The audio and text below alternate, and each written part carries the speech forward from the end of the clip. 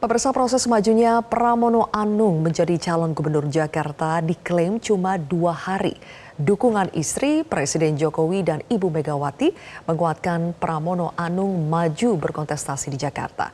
Lalu kekuatan apa yang akan menjadi bekal politikus senior PDI Perjuangan ini untuk menghadapi pasangan Ridwan Kamil Suswono? Sudah bersama kami bakal calon gubernur Jakarta dari PDI Perjuangan, Pramono Anung. Selamat malam, Mas Pram. Selamat malam, Sylvia. Mas Pram, hari ini pasti sibuk sekali ya. Terima kasih sudah bersedia kami undang. Sylvia, saya sebenarnya udah lama sekali tidak pernah mau tampil di media TV, dan saya hari ini sebenarnya live pertama kali dengan Metro. Jadi saya ingin menyampaikan beberapa hal yang mungkin supaya para pemirsa tahu apa yang menjadi keputusan dan latar belakang yang ada. Ya. Boleh, langsung saja disampaikan Mas Pram. Yang kita ketahui kan seperti yang tadi sudah kami sampaikan ya, Mas Pram mengunggah sendiri mengatakan bahwa sebetulnya tidak pernah berniat untuk menjadi bakal calon gubernur. Tapi apa yang terjadi dalam 2 hari terakhir ini sehingga konstelasi politik di Jakarta itu dianggap berubah karena nama yang mencuat sebetulnya Anies Baswedan dengan Rano Karno, Mas Pram? Jadi yang pertama, pada hari Senin jam 1 siang saya dipanggil oleh Ibu Mega. Begitu saya sampai di kantor DPP, saya langsung bertemu dengan Ibu Mega. Secara langsung Ibu Mega menyampaikan bahwa kamu akan saya calonkan untuk menjadi gubernur DKI Jakarta. Dan secara spontan saya menyampaikan ke Ibu, loh Mbak siapa? Karena saya memang selalu manggil beliau Mbak. Mbak siapa? Ya kamu. Ah Mbak jangan bercanda. Iya kamu, saya sebagai ketua umum memutuskan. Mbak kasih waktu saya dulu, saya kan juga nggak pernah berpikir, saya tidak pernah mencalonkan, saya tidak pernah meminta. Sehingga dengan demikian pada waktu itu juga saya keluar ruangan, saya menelpon istri saya menanyakan bagaimana, apakah dia setuju atau tidak. Dia jawabnya terserah saya, tetapi dia bilang kalau itu memang permintaan Ibu Mega tentunya harus kamu pertimbangkan secara matang. Yang kedua, pada saat itu juga saya telepon Pak Jokowi, beliau lagi di Lampung. Malah beliau tertawa dan spontan beliau mengatakan kalau memang itu diamanatkan harusnya diambil, silakan diambil. Nah, ketika Pak Jokowi sudah sampai kembali di istana, saya menghadap lagi jam 5 sore, beliau mengatakan kalau memang itu diamanahkan lebih baik diambil. Saya masih belum memutuskan pada waktu itu. Besok paginya, hari Selasa pagi, saya masih minta waktu untuk menghadap Pak Jokowi kembali. Dan saya menanyakan kembali kepada beliau, Bapak bagaimana? Beliau menyampaikan maju aja Mas gitu. Karena kalau berdua beliau memanggil saya Mas. Maju aja Mas gitu. Nah, berdasarkan itu baru kemudian saya tetap bertahan untuk tidak maju. Saya tetap melobi Ibu Mega untuk jangan saya. Sampai dengan jam 3 sore saya pun pasti meminta jangan saya.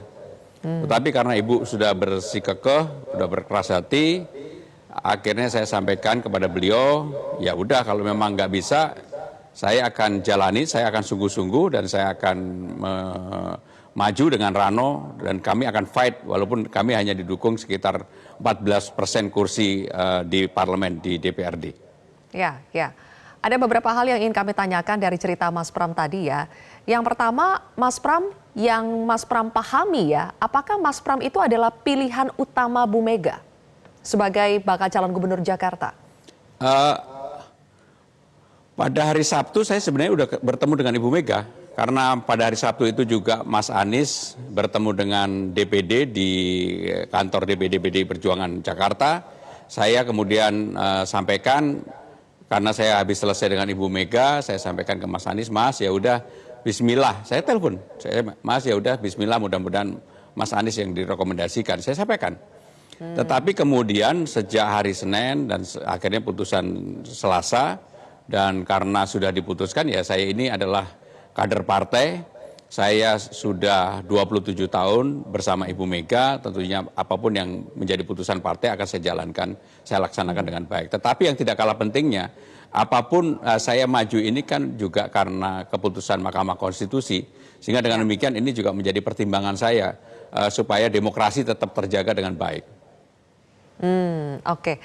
Kemudian Mas Pram tadi setelah disampaikan oleh Bu Mega bahwa Bu Mega menunjuk Mas Pram sebagai kandidat ya. Mas Pram memilih untuk langsung menelpon Presiden Jokowi dan kembali menemui Presiden Jokowi ketika tiba di Jakarta. Seberapa penting izin atau restu dari Presiden Jokowi untuk Mas Pram? Karena bagaimanapun saya adalah pembantu presiden dan saya adalah salah seorang yang sehari-hari bersama dengan presiden. Tentunya sebagai etika dan profesionalisme saya juga harus menyampaikan hal ini secara langsung kepada presiden dan itu merupakan etika yang saya junjung tinggi dan itu bagian dari komunikasi yang ada walaupun tentunya untuk menjalankan hal yang seperti ini tidak mudah. Karena ya posisi PDI Perjuangan kan sekarang berbeda dengan sebelumnya. Sehingga dengan demikian bagi saya sebagai profesional, sebagai orang yang menjunjung etika, yang bekerja berdasarkan apa yang menjadi keyakinan saya, maka pembicaraan ataupun diskusi saya dengan Presiden itu menjadi hal yang menurut saya harus saya lakukan. Yang menarik juga Mas Pram soal cerita Presiden Jokowi tertawa terbahak-bahak ketika Mas Pram mengatakan ditunjuk Bu Mega untuk menjadi calon gubernur di Jakarta. Anda memaknai tertawa terbahak-bahaknya Presiden Jokowi itu apa? Mengartikannya itu bagaimana Mas Pram?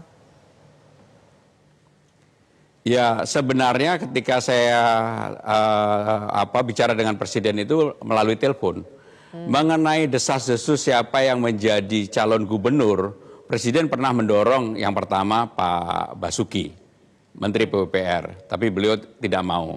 Kemudian pernah menyampaikan daripada Pak Basuki, enggak, gimana kalau Mas Pram itu 3 bulan yang lalu. Saya pikir juga bercanda, saya sampaikan ke Presiden. Pak, saya nggak mau, sambil makan pada waktu itu, Pak, saya tidak mau. Jadi beliau tertawa karena rangkaian rentetan ini ternyata apa yang disampaikan jadi hal yang kemudian menjadi beban saya. Beliau ketawa secara spontan pada waktu itu di mobil ketika beliau di Lampung. Oke. Nah, Mas Pram, berkali-kali Anda katakan sebelumnya itu tidak mau dan sempat bertahan tidak mau dicalonkan. Kenapa sih Mas Pram tidak mau? Ya pertama saya ini kan pengalaman saya sudah sangat panjang.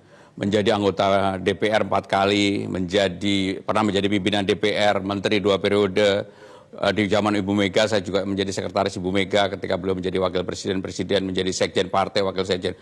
Perjalanannya udah panjang lah. Saya juga udah menyampaikan baik kepada presiden, kepada Ibu Mega.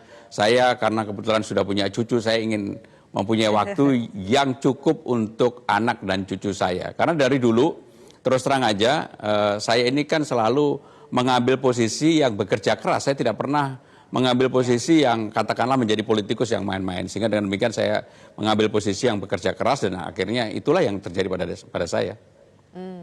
Oke. Jadi belum bisa untuk banyak main cucu nih habis ini ya Mas Pram, justru akan sangat sibuk bertanding di Jakarta. Apalagi Mas Pram, kita tahu karena nama Mas Pram itu muncul belakangan, akhirnya di elektabilitas di berbagai survei juga belum muncul.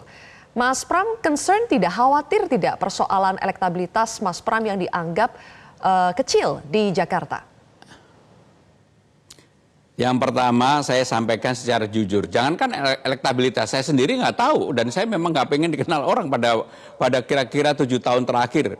Karena saya bekerja di dapurnya Presiden, saya sungguh-sungguh mengerjakan dapur.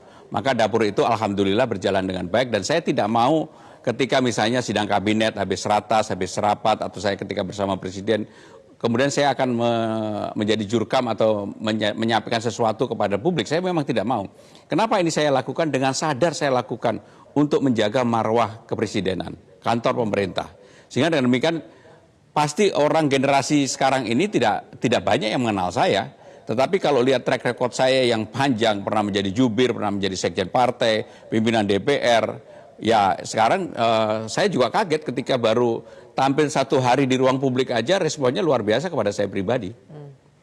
Jelajahi cara baru mendapatkan informasi. Download Metro TV Extend sekarang.